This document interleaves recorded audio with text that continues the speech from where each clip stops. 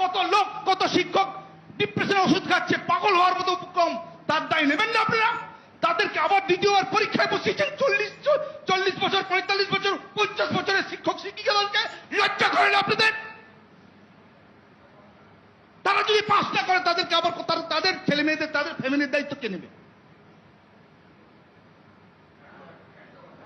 আমার চাকরি কেড়ে নিয়েছেন, আমাকে লাঠি মেরেছেন, আমার পিঠ ঘষে পুলিশের পুলিশ, আপনি পুলিশ আছেন, অপদার্থ একটা নোংরা পুলিশ দলদাস, আমাকে খোঁজে নিয়ে গেছেন, আমাদের নামে কেস দিয়েছেন, মিথ্যে ফলস কেস দিয়েছেন আমাদেরকে। আমি জানি না, আমার মেয়ে প্রশ্ন করেছে, বাবা তুমি স্কুলে যাবে না? আমি উত্তর দিতে পারিনি। আমি স্কুলে যাবো কি যাবো না, আমার স্টেটটা কি আমি জানি না, যে আমার চাকরি আছে কি নেই। এই যন্ত্রণা আপনারা বুঝবেন না।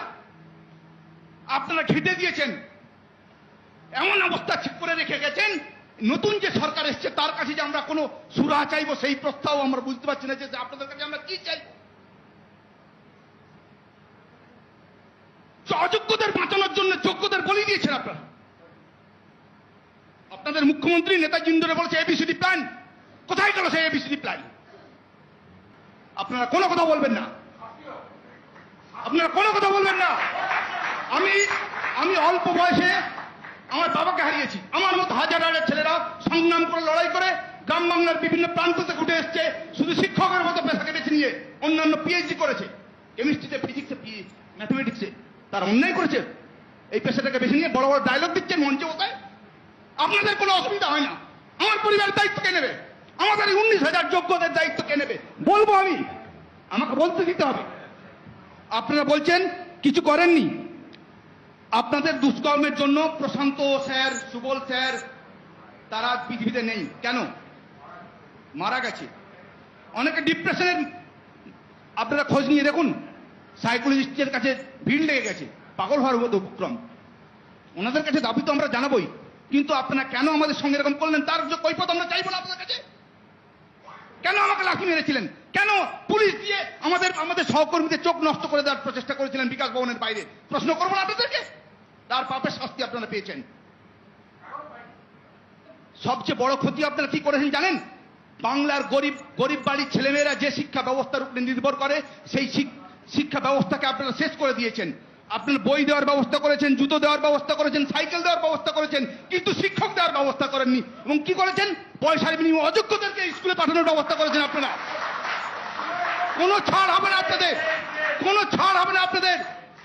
যে কষ্টটা আমরা প্রতি রাতে কাটছি, আমি জানি না তার জন্য দায়ী কে? আপনারা তো। আমি প্রশ্ন করবো না আপনাকে। আমার আগস্ট পর্যন্ত বেতন আছে, 19,000 যোগ্য শিক্ষক, শিক্ষা কর্মীদের বেতন আগস্ট পর্যন্ত। তারা জানে না তাদের চাকরিটা, তাদের কি অন্যায় করেছে। এমন ঘেটে দিয়ে গেছেন আপনাদের এই অপদার্থ চোর সরকার। কলকাতার মনে আপনারা কি সুফল বাংলা খুলেছেন, কিন্তু বাংলার মানুষ জানতো না যে সুফল বাংলা সবজি মান্ডিতে আপনারা মেধাবী যোগ্যদের চাকরিগুলো বিক্রি করবেন অর্থের বিনিময়ে। একটা অপদার্থ চোর দুর্নীতিবাদ সরকার। আগে আপনাদেরকে দায় নিতে হবে, তারপর আমি নতুন সরকারের কাছে প্রত্যাশা দাবি করব। নতুন সরকারের কাছে আমাদের আবেদন, যোগ্যদের সঙ্গে যে অন্যায়টা হয়েছে তাদের ওএমআর অনেক টালবাহানার পরে আপনারা বের করেছেন। 2 বছর কোর্টের নির্দেশ ছিল 2 বছর আগেই যে ওএমআর গুলো পাবলিশ করুন। সেই ওএমআর আপনারা 9 তারিখ পাবলিশ করেছেন, মে মাসে শপথ গ্রহণের দিনই রাত্রে পাবলিশ করেছেন, সাধুবাদ জানাই।